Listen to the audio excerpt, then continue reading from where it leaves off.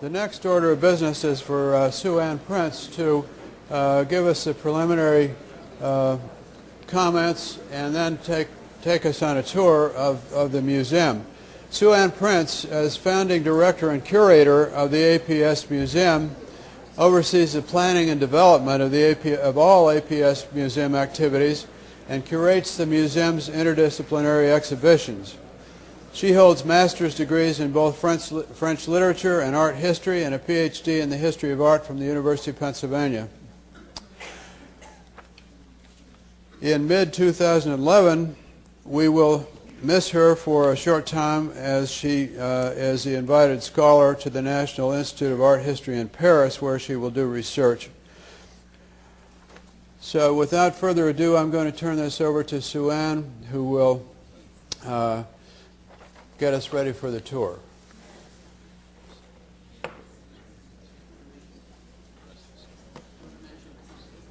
Yes, and at the conclusion of this, of her talk, you will follow her over to the museum across the street, but the council members will have to forego that because the council meeting, which had been planned to start at 4:30, is now for 4:45, and it will be, the council meeting will be in this room. Sue Ann.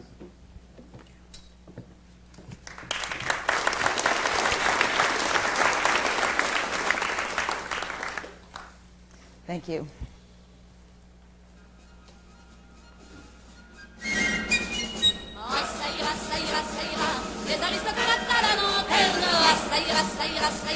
Les aristocrates, on les pondra, la 300 ans qui nous promettent qu'on va nous accorder du pain. La 300 ans qui donnent des fêtes et qui entretiennent des cadins. La 300 ans qu'on nous écrase, assez de mensonges et de phrases, on ne veut plus mourir de faim. Ah, ça ira, ça ira, ça ira, les aristocrates à la lanterne. Ah, ça ira, ça ira, ça ira, les aristocrates on les pondra. La 300 ans qui font la guerre au son des fifres et des tambours. Well, that's the unmistakable voice of Edith Piaf singing Ça ira, a rousing revolutionary song that was composed at the moment of the French Revolution. And it's a song that has special significance for two elephants whose story we tell in the current APS exhibition. It's the story of Hans and Parkie, who were confiscated from Holland by the revolutionary government in 1796. It took them a couple of years to get them to Paris, but in 1798 they arrived. They had stepped through a couple of the first crates they built, so they had to keep building crates that would suffice. They arrived in Paris in 1798, and shortly thereafter, a concert was played for the elephants by the musicians at the Conservatory of Music in Paris. It was not to amuse them, but rather to conduct a kind of early experiment in animal behavior.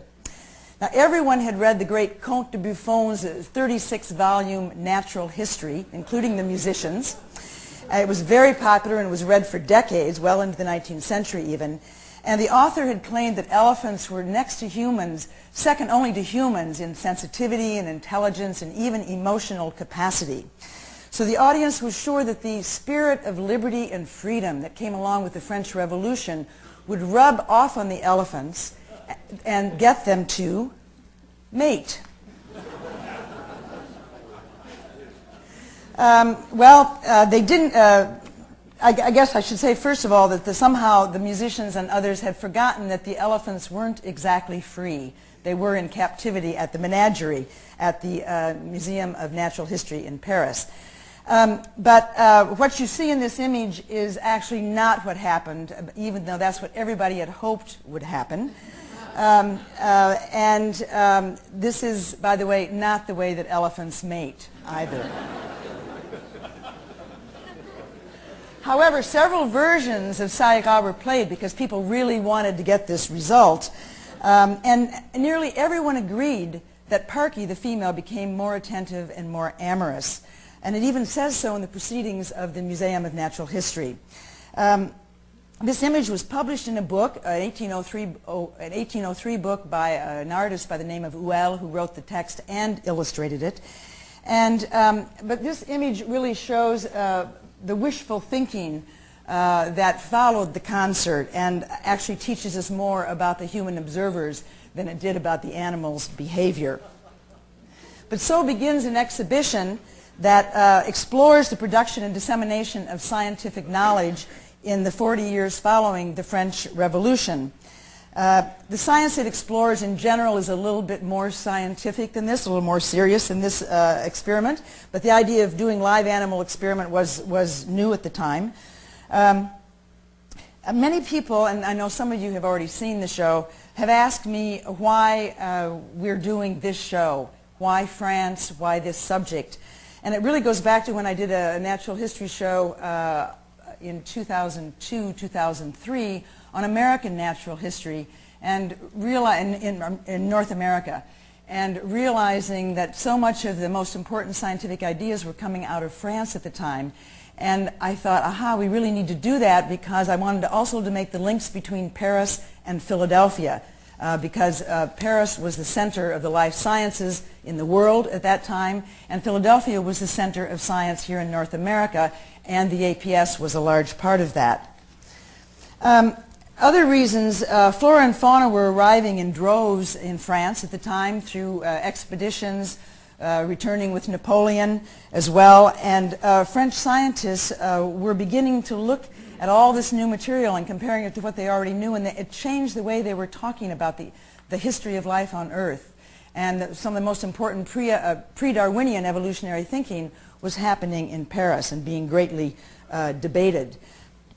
So it was an important place to study, I thought, for an exhibition. Also because it's one that hasn't been looked at as much as, you know, it kind of goes between Buffon, the naturalist I just mentioned, and Darwin. It's right in between those two greats.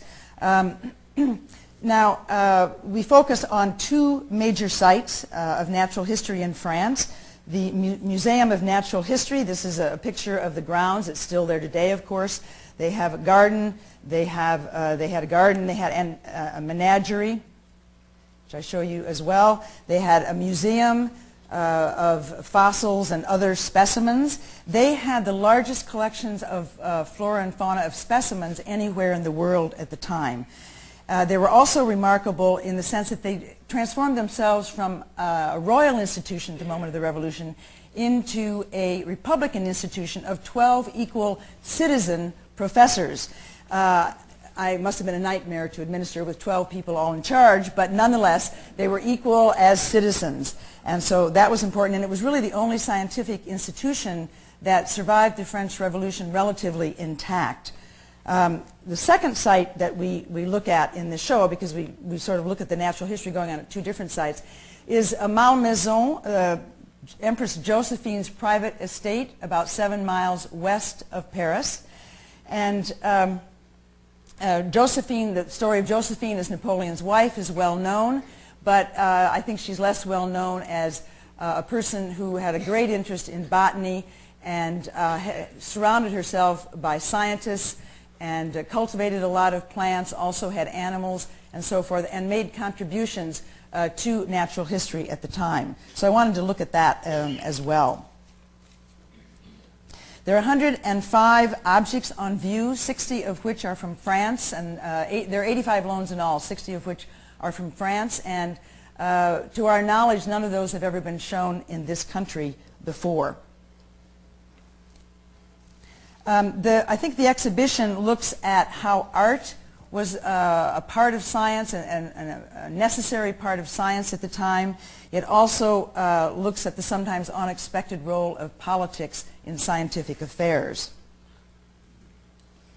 Looking at this, and what I'm going to do is just go through a few highlights of the show, because I mostly want to entice you to follow me across the street to Philosophical Hall, where you can actually see the real things, not just something on a slide here.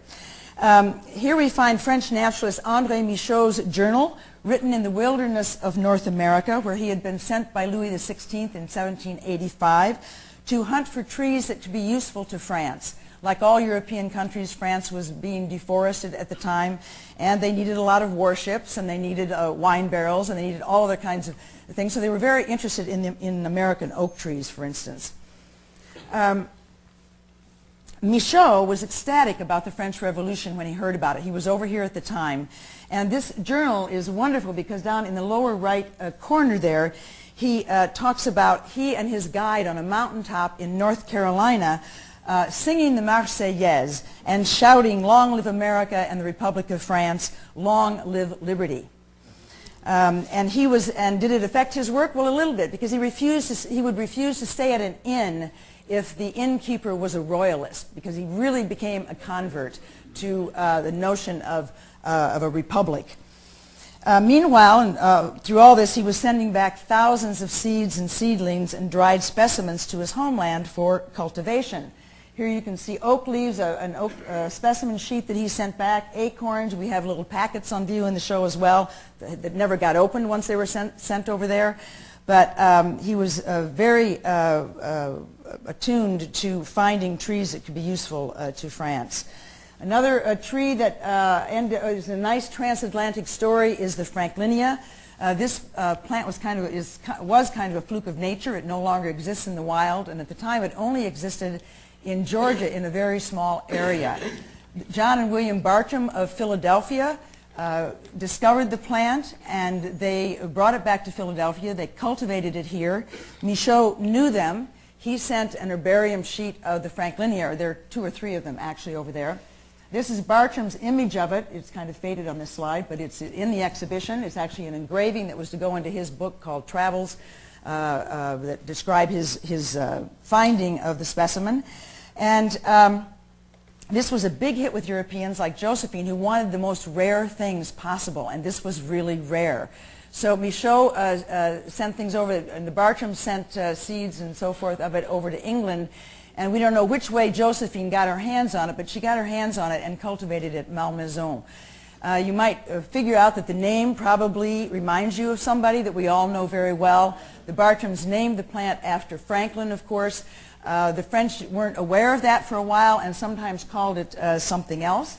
And in these 2 pictures, you saw that image by Bartram here in this country when it was cultivated over by Josephine. Her very special painter, Pierre-Joseph Redouté, who's known as the Raphael of flowers, painted an image of the Franklinia, the beautiful flower, and then it became an engraving in a book on North American trees. So again, art and science working together here. And then it ends up on a beautiful porcelain service that Josephine owned, in which plants are shown just one blossom usually, more scientifically than was the way that they were done before this time period. And you might notice the name is even on the porcelain. This is an ice cream cooler, and we'll see another piece from this same service a little bit later on. Another story that certainly pertains to the APS in Philadelphia is that of Thomas Jefferson sending mastodon fossil bones to France when he was both president here and president of the country.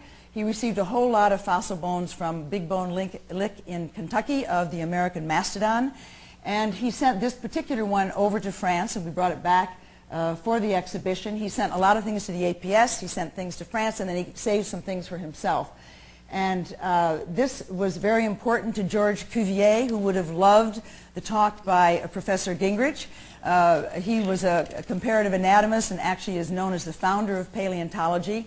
And Cuvier used this tooth along with the tooth of a Siberian mammoth that Jefferson sent him, and then the teeth of the two different elephants, the Indian elephant and the African elephant.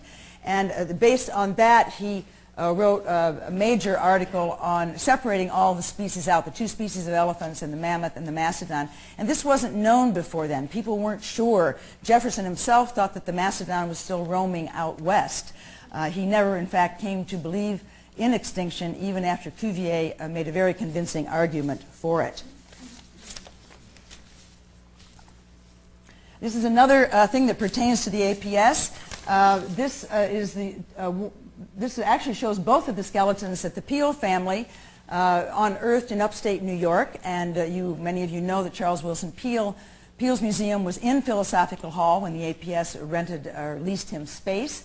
And this is a drawing that was done, the one over near me, done from the mastodon skeleton that was on the second floor of Philosophical Hall, and people had to pay an extra 25 cents to get up to see that one.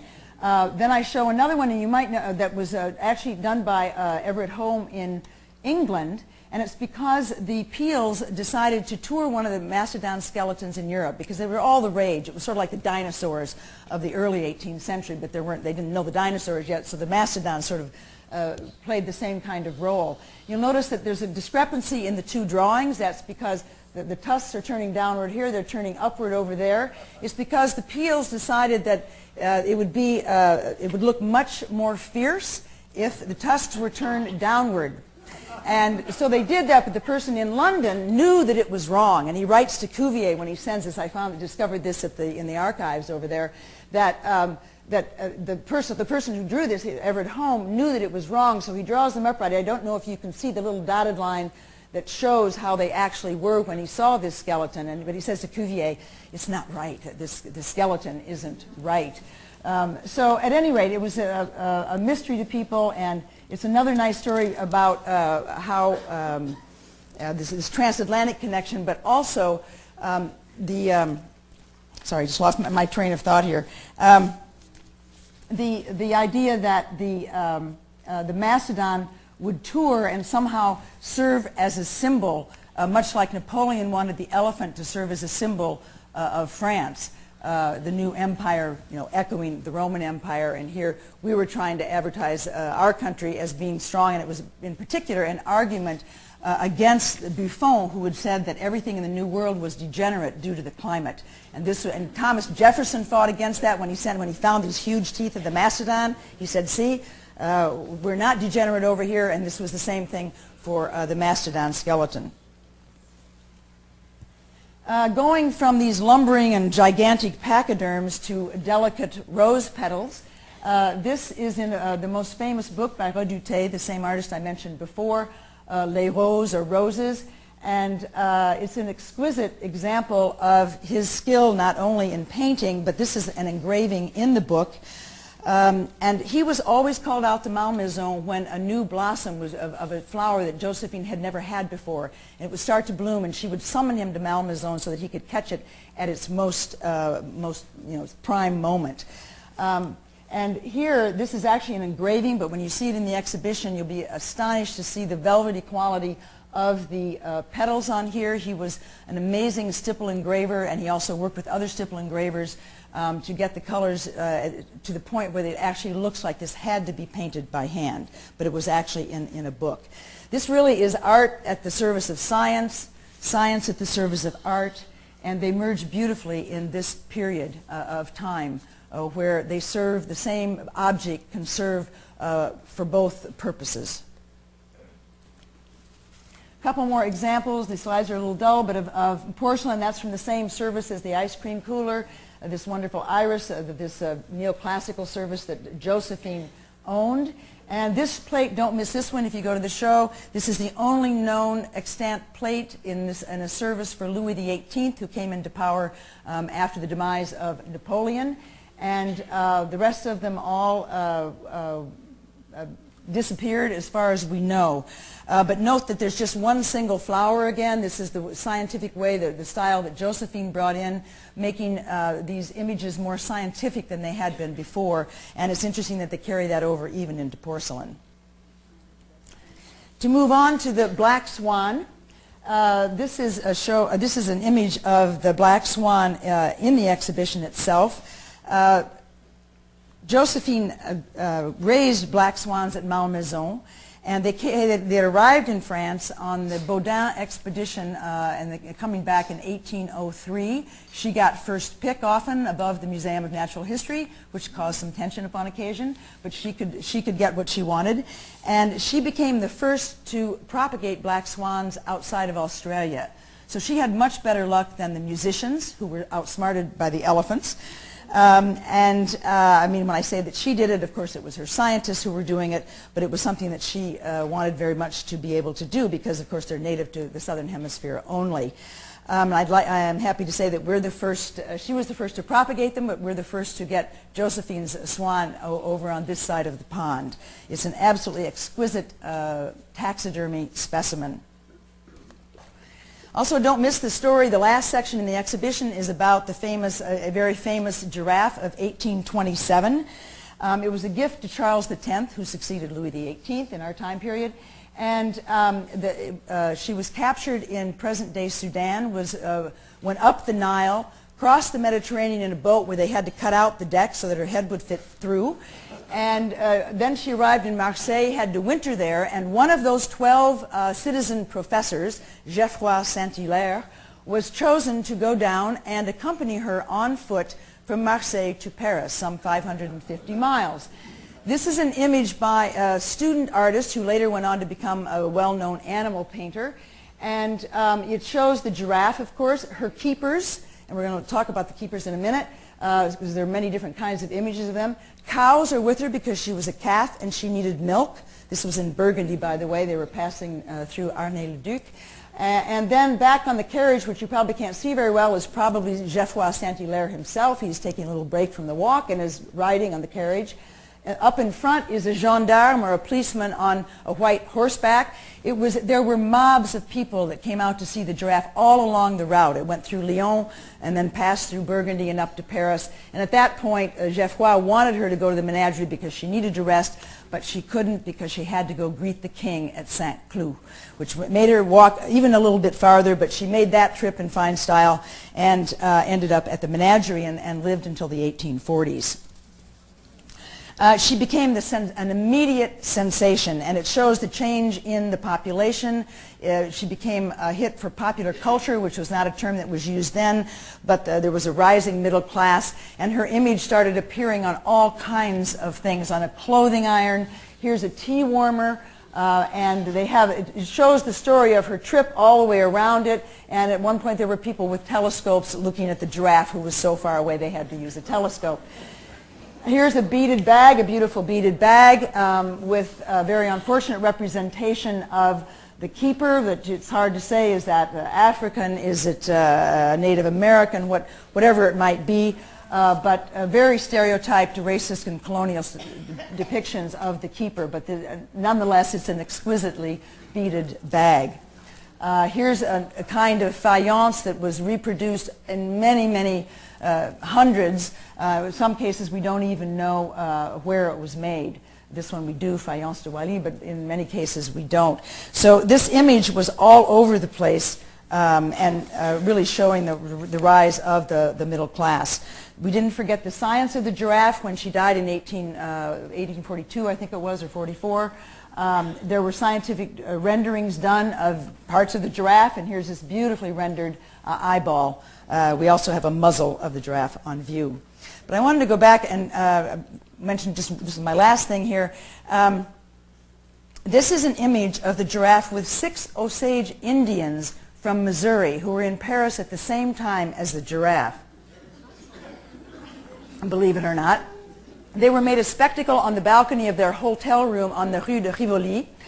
And here they were taken to see the giraffe, among other things. And this is a pamphlet from the Bibliothèque Nationale.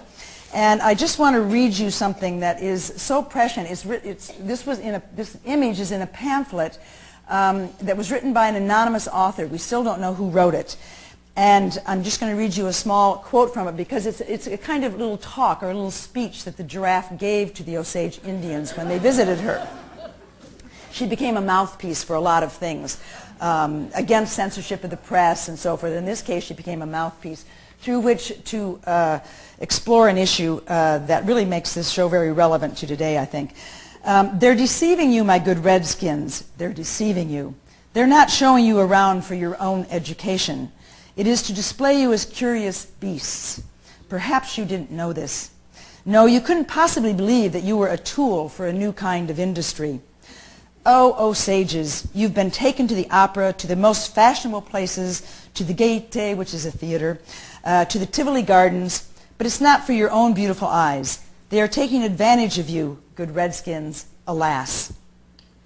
So I think it's a very modern take on exoticism and by this author, and I think that it offers historical perspective on not only the way that the French were understanding the exotic keepers and the Osage Indians at the time, but how even today we understand or misunderstand other peoples. And the same way for nature, how we treat or mistreat nature, whether it's plants or animals, in the name of science, economic needs, politics, or consumer culture. And it's interesting, the two earlier talks on well, especially the one on the bees and so forth, a lot of the questions about the stewardship of nature, and I'm just going to shift to the last slide. This is just an installation shot of the exhibition. It is a historical moment, but I think there are things that are very relevant today, as I said, with the, some of the same questions about our stewardship of nature then and now. And I think what I learned in curating the show is that in looking back to how post-revolutionary France approached the stewardship of nature led me to look anew at some of the decisions we make in the way that we treat nature. So I think that that's, we're going to be doing some programming around that in the fall, and I think that's, keeps it very relevant in today's world. I hope you will come to Philosophical Hall to see the show. I will be going over immediately after this, and for those of you that can't make it now, I hope you'll come at another time. We'll be open until at least 6 tonight, and we'll also be open tomorrow evening until 8 o'clock. So please do come and see the exhibition. Thank you very much.